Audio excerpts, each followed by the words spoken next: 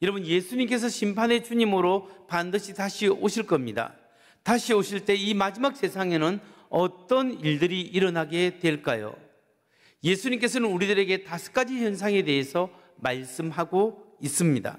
첫 번째는 종말에는 예루살렘 성전과 예루살렘의 성이 무너져 내리게 될 것이다, 이렇게 예언하셨습니다. 예수님께서는 예루살렘 성전이 돌 위에 돌 하나라도 남지 않고 완전히 무너질 것을 예언하셨습니다. 예수님의 예언대로 AD 70년에 로마의 장군 티투스 장군이 예루살렘으로 쳐들어와서 예루살렘 성을 에워싸고 함락시켰습니다. 그리고 결국 예루살렘 성전을 파괴했는데 정말 문자 그대로 돌 위에 돌 하나 남지 않도록 완전히 파괴했고, 서쪽의 일부 조금 구간의 벽만 남겨두었습니다. 그 벽을 오늘날 사람들은 뭐라고 부르는 줄 아시죠? 통곡의 벽이라고 이야기합니다. 이처럼 예루살렘과 예루살렘 성전은 완전히 파괴되었습니다. 그래서 종말이 언제 이루어지느냐? AD 70년에 예루살렘 성이 무너져 내릴 때 종말은 시작되었다, 이렇게 볼 수 있습니다.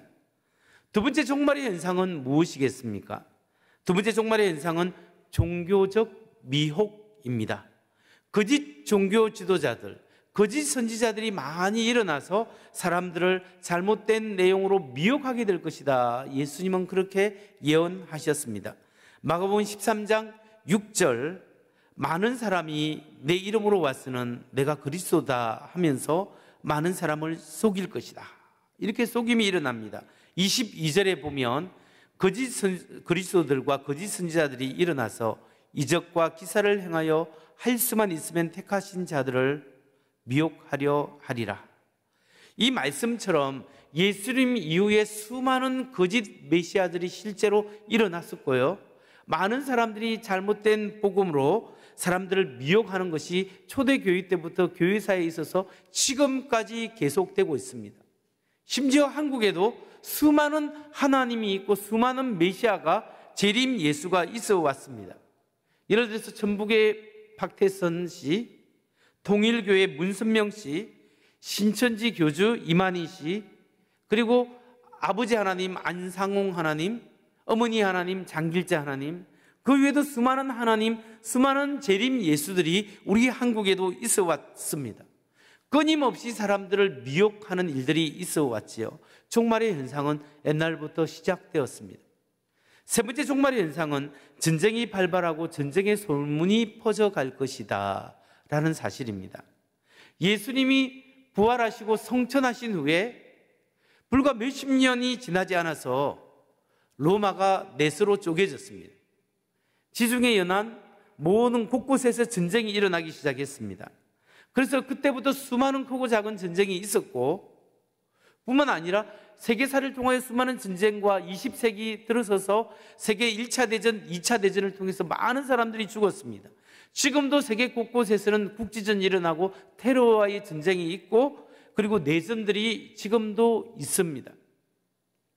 이렇게 끊임없이 전쟁이 발발하고 있고, 네 번째 종말 현상은 기독교 신앙에 대한 박해가 일어날 것이다, 이렇게 말씀하고 있습니다.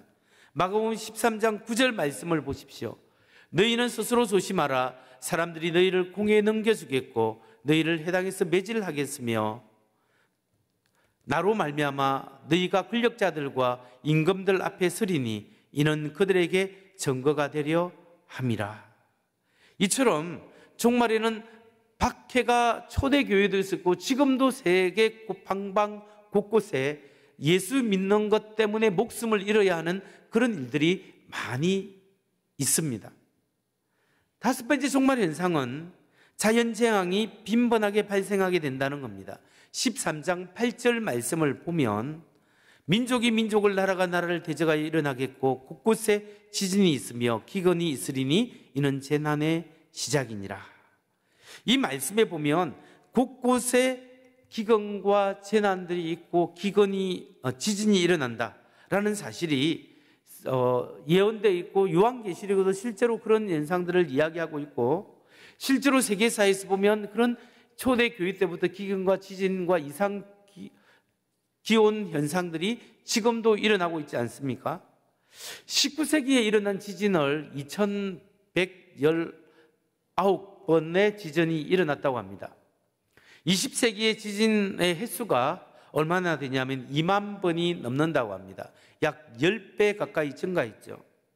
지구온난화의 영향으로 이상기온이 점점 심해지고 우리나라 같은 경우 4만 4원이 안 지켜지는 적이 오래되었습니다. 비가 내리지 않고 기근이 세계적으로 갈수록 심화되고 있습니다. 따라서 이런 예수님의 종말에 관한 현상들이, 그 예언들이 실제로 이루어진 것을 알 수 있습니다. 이런 예언을 통해서 우리가 알 수 있는 것이 뭐냐면 실제 이 예언이 1세기 당시에 다 이루어졌습니다. 그래서 1세기 성도님들은 자기가 살아있을 때 예수님이 다시 올 것으로 믿은 사람들도 많이 있었습니다. 그런데 예수님께서 강조하시는 것은 뭐냐면 이것이 바로 종말의 시작이고 끝이 아니라는 거죠. 그러면서 종말의 현상을 산모의 진통에 비교했습니다. 그렇다면 여러분, 1세기 때보다 지금 우리가 살아가는 21세기에 예수님이 오실 확률이 높은데, 물론 시간이 많이 지나갔기 때문이기도 하고, 지금 이 오늘날 이 시대에 예수님이 오신다는 이유가 무엇이겠습니까? 예수님께서 말세의 징조를 산모의 진통에 예고를 했는데, 말씀하셨는데, 아기가 나올 때 1시간 진통이 있다가 30분마다 오다가 20분, 10분, 5분, 1분씩으로 진통이 자꾸 잦아지듯이 이 종말의 현상이 예수님 당시 때부터 지금까지 계속 있어 왔는데, 계속적으로 그 횟수가 빨라지고 강도가 점점 심각하게 되고 있다는 거예요. 예를 들면 교통도 오늘날 훨씬 빠르죠. 요즘 비행기를 타고 외국으로 갔다가 또 며칠 만에 얼마든지 돌아올 수 있습니다. 정보도 너무나 빠르고 저쪽에서 지구 반대편에서 일어난 일을 얼마 있으면 바로 이쪽에서도 알 수가 있습니다. 소문도 빠르고요, 사이비 종교도 많고요, 전쟁도 많이 일어나고요, 모든 것이 빨라지고 있고 지진과 기근도, 이상기온도 점점 더 심화되고 있습니다. 그렇기 때문에 요즘 우리 사회에서도 종교적 대립도 점점 심화되고 있는 거죠. 이 모든 것을 고려해 볼 때 옛날보다 오늘날 시대가 점점 종말의 예언이 다가오고 있고 예언이 적중되고 있고 지금도 진행되고 있다는 사실을 통해서 오늘날 우리가 살아가는 이 시대에 예수님이 오실 확률이 훨씬 많아지고 있다는 것을 우리가 알 수 있습니다. 그렇다면 여러분, 지금 오늘날 우리가 살아가는 이 시대야말로 정말 종말의 시기요, 예수님이 오신다고 한다면 우리가 어떻게 삶을 살아가야 하겠습니까? 종말의 삶이 중요합니다. 우리가 어떤 자세로 예수님의 종말, 예수님의 재림을 맞이해야 할까요? 종말을 맞이하는 3가지 합당한 자세에 대해서 예수님은 오늘 말씀을 통해서 우리에게 설명하고 있습니다. 첫 번째 자세, 종말을 사는 우리는 항상 주의하고 깨어있는 삶을 살아야 합니다. 말세에 살아가는 신앙인의 자세는 잘못된 사상들을 분별하고 깨어있어서 잘못된 사상을 거부하고 하나님의 참된 진리로 살아가는 삶을 살아가야 되는데 분별력이 있어야 한다는 거예요. 여러분, 마가복음 13장에서 예수님께서 말씀하실 때 반복해서 강조하는 단어가 있습니다. 그 단어가 뭐냐면 조심해라, 깨어 있으라 라는 말씀이에요. 13장에서 하나씩 살펴보면 13장 5절에 보면 예수께서 그들에게 말씀하셨다. 누구에게도 속지 않도록 조심하여라. 그리고 23절, 그러므로 너희는 조심하여라. 내가 이 모든 일을 너희에게 미리 말하여 둔다. 33절, 조심하고 깨어 있으라. 그때가 언제인지를 너희가 모르기 때문이다. 37절, 내가 너희에게 하는 말은 모든 사람에게 하는 말이다. 깨어 있으라. 지금 여기서 예수님께서 반복해서 우리에게 하는 말씀이 뭐냐면 분별력을 가지고 조심해서 깨어 있으라는 거예요. 거짓 복음, 거짓 선지자들이 나타나서 사람들을 미혹하여 정말 사는 사람들 하여금 참된 진리가 아니라 엉뚱한 멸망의 길로 인도하고 있다는 것을 우리가 알고 분별해야 된다는 겁니다. 여러분, 이제 이번 주에 진짜 예수라는 책이 나와요. 부제가 뭐냐면 돌의 잘못된 성경관 바로잡기. 제가 이 책을 10여 년 전에 쓰기 시작했는데 원고를 완성하지 못했는데 수개월 전에 하나님이 자꾸 이 책을 완성하는 마음을 부으셔서 제가 정말 새벽 예배하고 뭐 하면서 죽기 살기로 이 책을 써서 완성했고 이번 주 인쇄에 들어가고 있습니다. 그리고 이번 주에 나옵니다. 지난 목요일에 인쇄에 들어가서 지금 나오는데 제가 너무 할 말이 많아서 상건 하건 두 건이에요. 그런데 제가 바라고 기도하는 것은 이 책을 통해서 기독교 신앙이 바로 잡혀지고 잘못된 거짓 복음을 진짜 복음, 정말 진짜 예수로 바로 오게 되는 그런 일들이 일어났길 원하면서 기도하고 있어요. 여러분, 코로나19 상황 속에서 교회가 본의 아니게 비난을 받고 있습니다. 얼마 전에 정부에서 그 중대본에서 발표한 발표에 보니까 교회 예배를 통하여 코로나에 걸린 사람은 거의 없다라고 발표합니다. 실제로 예배 시간에 마스크 쓰고 이 한 방향으로 예배하면서 코로나 걸린 통계는 없어요. 언제 걸렸느냐? 찬양대 하면서 식사하면서 사람들끼리 교제하면서 걸린 건 있어요. 그런데 이렇게 예배 드리는 것은 통계가 없답니다. 그럼에도 불구하고 요즘 어떤 여러 가지 이유 때문에 교회가 비난받고 있는 이 시기에 우리는 왜 이렇게 예배를 드려야 되고 왜 기독교 신앙인으로 삶을 살아가야 할까요? 왜냐하면 기독교가 진리이기 때문에, 예수 믿는 신앙이 진리이기 때문에 그렇습니다. 하나님이 살아계시고 예수님이 하나님의 아들이시고 그분이 자신의 생명으로 우리의 생명을 살리기 위해서 십자가의 삶을 지었기 때문에 우리가 예수를 올바르고 믿고 올바르게 신앙 고백하고 예수님을 따르는 삶을 살아가야 할 책무가 우리에게 있다라는 거예요. 그렇기 때문에 여러분 기도해 주셔야 됩니다. 예수님이 바로 전해질 수 있도록.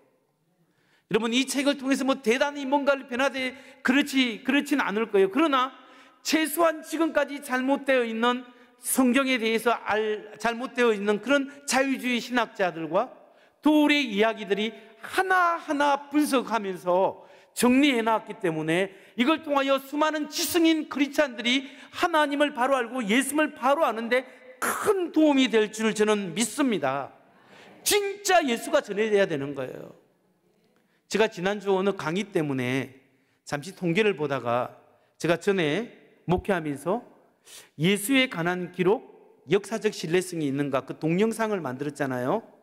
그리고 예수는 신화가 아니다라는 동영상, 예수의 부활 역사적 사실인가, 이 동영상 3편을 만들었는데 첫 번째 동영상은 유튜브에서 본 사람이 47,000 뷰예요. 47,000번 그걸 본 거예요. 그리고 나머지 2편은 최소한 35,000 뷰더라고요. 단체적으로 본 교회도 많아요. 제가 어느 교회 세미나 갔는데 그걸 보여주니까 목사님 그거 우리 청년들하고 학생들 다 봤습니다 하는 거예요. 단체로. 여러분, 제가 설교 한번 열심히 준비해갖고 가르치면 1,000몇백 명이 볼 수 있을 거예요. 그런데 제가 그 동영상 만들고 책으로 만들면 최소한 동영상 만드니까 4만 몇천 뷰니까 어쩌면 5만 명 이상이 그걸 봤을 수 있어요. 그리고 그 책 한 편을 통해서 꼭 필요한 사람이 그걸 보고 예수님을 바로 안다면 우리 사회에 정말 예수 그리스도가 올바르게 전해지는데 어쩌면 큰 기여가 될 수 있는 겁니다. 우리가 이 사역이 전도 사역이고 이 사역이 오늘날 정말 필요한 우리의 시대의 선교 사역이지 않겠습니까? 이 사역을 우리 서문교회에서부터 퍼져나가기 때문에 이게 영향력이에요. 교회의 크기는 사이즈에 있지 않고 숫자에 있지 않고 영향력에 있는 겁니다. 우리 교회가 세상을 향한 영향력을 펼쳐나갈 거예요. 왜냐? 진짜 예수, 진짜 복음을 전가하는 일에 우리가 앞장서게 되면. 여러분, 마지막 세상에는 정말 진리의 복음을 속이는 거짓 복음이 있기 때문에 분별력이 있어야 합니다.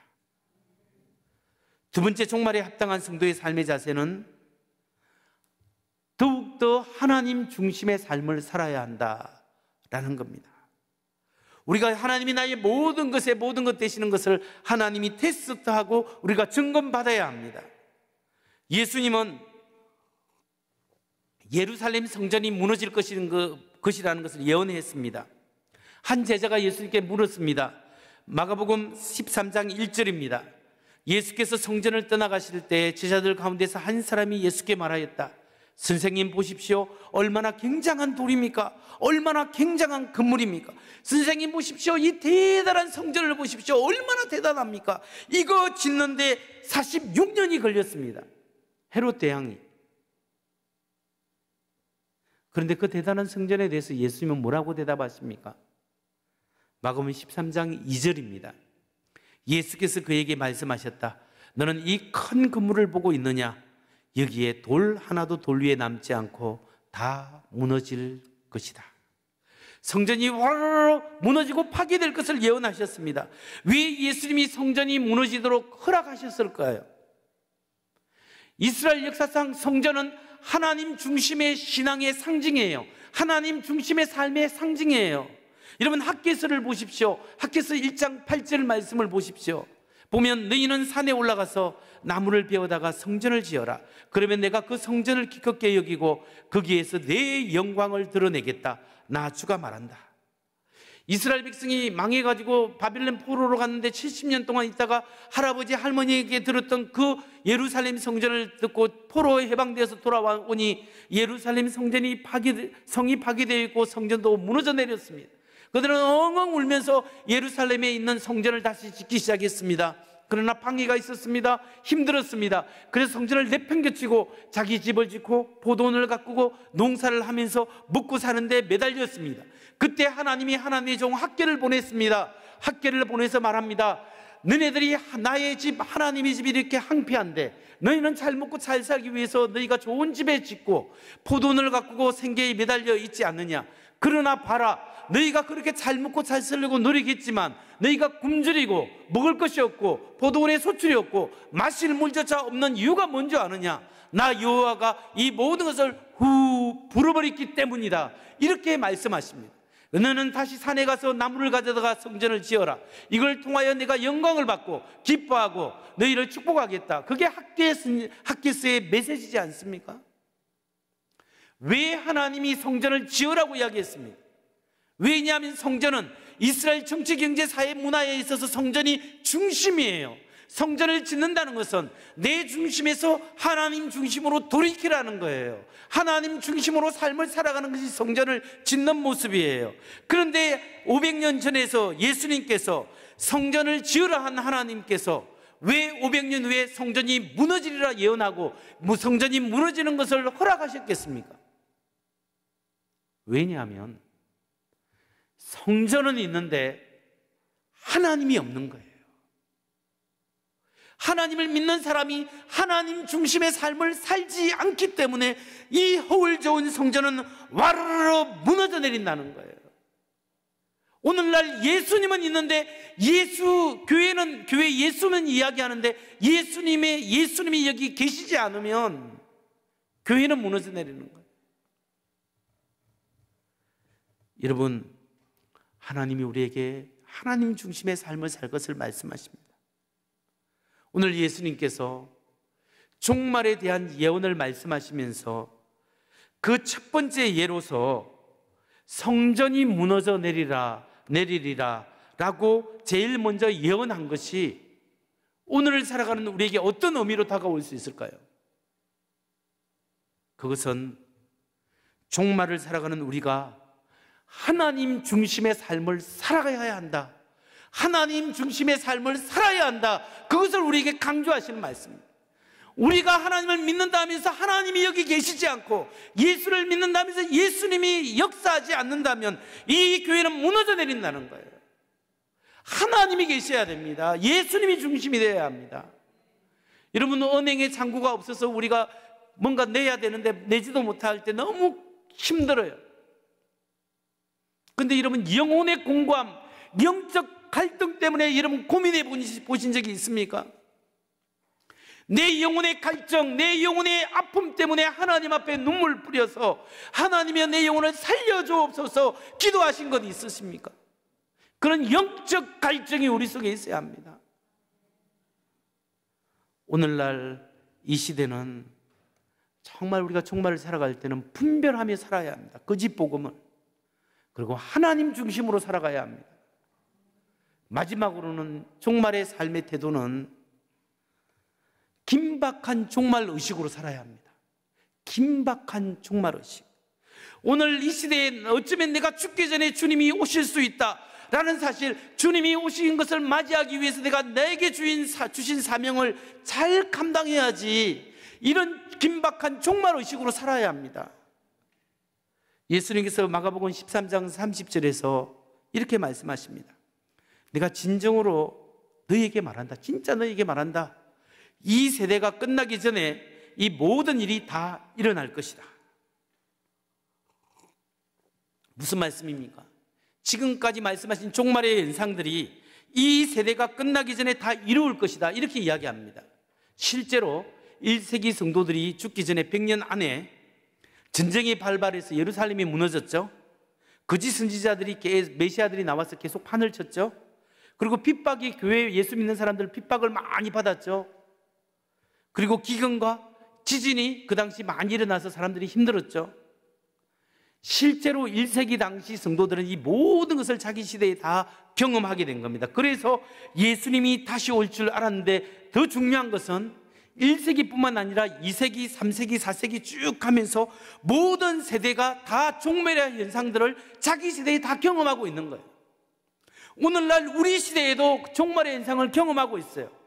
그래서 이 세대가 끝나기 전에 이 모든 일이 다 이룰 것이다 라는 말씀이 각 시대마다 이루어졌습니다. 이게 우리에게 무엇을 말씀하고 있을까요? 오늘날 우리의 종말은 먼 세대에 있는 것이 아니라 내 세대에 이 주님의 재림이 이루어질 수 있고 세상의 종말이 임할 수 있다라는 사실을, 주님이 재림하신다라는 사실을 긴박한 종말의식을 가지라는 거예요. 내가 살아있는 이 시대에 그게 이루어질 수 있기 때문에. 여러분, 오늘 시대가 살아가는 우리 세대에, 나의 세대에 예수님이 오신다고 생각하는 사람이 많이 없습니다. 그러나 어쩌면 주님이 우리 세대에 오실 수 있습니다. 주님 오실 때 우리가 부끄럽지 않는 삶을 살아야 되지 않습니까? 복음으로 살고 사명에 붙잡혀 살고 주님께서 나에게 주신 이 사명 감당하기 위해서 우리가 열심히 달려갈 길 달려가야 합니다. 그것이 하나님이 우리에게 주신 미션입니다. 우리 주님 다시 오는 그날까지 우리가 종말의 삶을 살 때 어떻게 살아야 합니까? 말씀에 바로 서서 살아야 합니다. 분별하며 살아야 합니다. 하나님 중심으로 살아야 됩니다. 하나님이 우리에게 주신 이 사명 감당을 위하여 최선을 다해서 하나님 앞에 나아갈 때 하나님 앞에 잘 있다 충성된 종이라고 주님 다시 오는 그날에 우리가 칭찬받는 우리 모든 성도 되시기를 주의 이름으로 축원합니다.